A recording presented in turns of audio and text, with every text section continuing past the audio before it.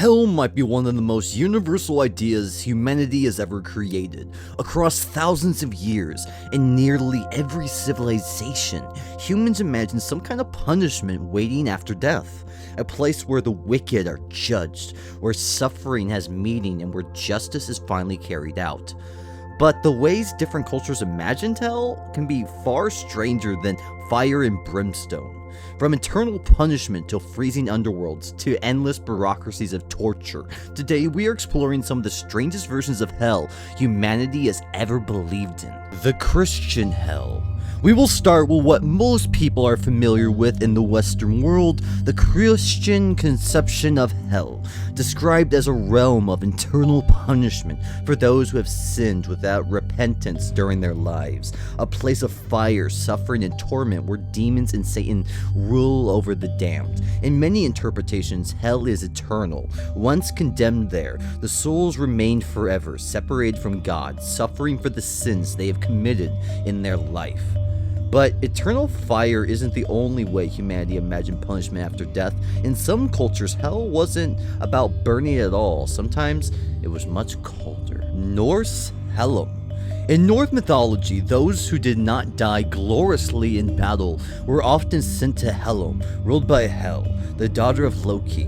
Unlike the fiery hell of Christianity, Helum was described as a cold, mist-covered realm of the dead. A quiet, gloomy place where souls lived in subdued existence.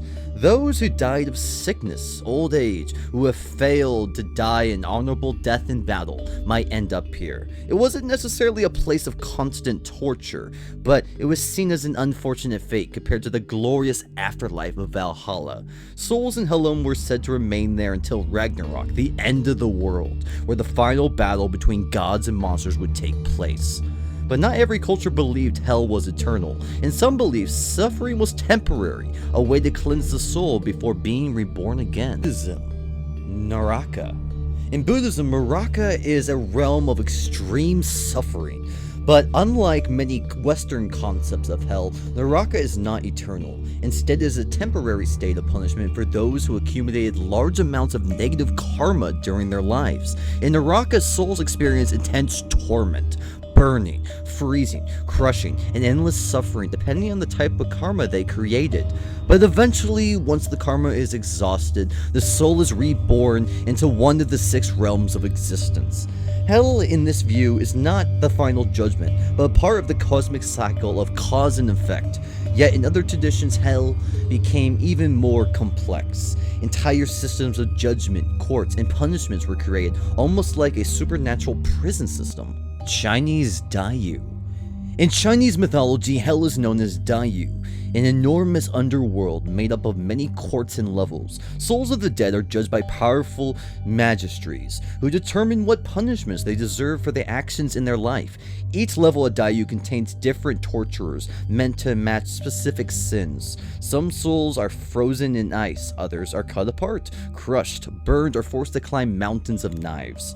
But in the Buddhist Nakara, these punishments are not always eternal. After a soul has paid for their wrongdoings, they may eventually reincarnate back into the world of the living. In Japan, a similar concept developed with its own terrifying punishments. Japanese Jiku. In Japan, Buddhism hell is called Jiku. Like Dayu, Jiku contain many levels of punishment where the dead suffer according to the sins they committed. There are burning hells, freezing hells, and realms where sinners are endlessly tortured by demonic wardens. Some are forced to climb mountains of needles, some boiled in lakes of blood. Yet some punishments are often temporary, part of a larger cycle of rebirth. But some of the most brutal punishments in mythology are not for ordinary sinners. They are reserved for those defiled by the gods themselves. Greek Tartarus. In Greek mythology, the deepest pit of the underworld is Tartarus, a place even deeper than Hades itself. Tartarus was reserved for the worst offenders in existence, those who committed crimes against the gods. Some of the punishments were legendary. Sisyphus was forced to push a massive boulder up a hill for eternity, only for it to roll back down until he reached the top. Tantalus stood in a pool of water beneath fruits, but every time he reached for food or drink, it would just be out of reach. These punishments were designed not just to cause pain, but endless frustration. Yet, some visions of the underworld were not about punishment from the gods at all. Instead, they were about long and dangerous journeys souls had to endure after death. Mictlan, the Aztec underworld.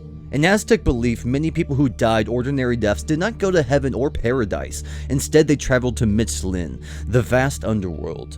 But reaching the final resting place was not easy. Souls had to journey through 9 terrifying layers over the course of 4 years. Along the way, they faced crushing mountains, freezing winds, rivers of blood, jaguars, and deadly obstacles. Only after completing the long journey could the soul finally rest in the deepest level of Mictlan, and then reincarnate into the world. But perhaps one of the most haunting visions of hell comes from ancient Persia. The Zaka, Zoroastrian hell. In the Zoroastrian belief, the soul had to cross the Shavat bridge after death. For the righteous, the bridge would widen, allowing them to pass safely into heaven. But for the wicked, the bridge would narrow, and they would fall into the Zaka, described as a dark and narrow, foul-smelling place of suffering, a place of loneliness, decay, and endless regret. Souls were forced to consume rotten food, suffer constant wounds, and endure pointless labor. Yet even after punishment, it was never necessarily eternal. Some traditions believed that eventually the universe would be purified and all souls would be restored. Finally, one of the most unusual versions of hell comes from the far north. Inuit hell. In Inuit mythology, the wicked were often sent to an eternal damnation. Unlike the hells of Christianity and many other religions, Eldavan existed high in the sky. It was described as a place of endless cold and drowning, a frozen realm where souls suffocated in eternal sensation of suffering in icy waters, a haunting punishment for cultures that lived in some of the harshest environments on Earth. Across thousands of years, countless civilizations, humans imagined hell in wildly different ways. Some saw it as an eternal punishment, others saw it as temporary suffering meant to purify the soul. Some imagined a fiery torment, while others feared freezing darkness, endless journeys, or impossible tasks.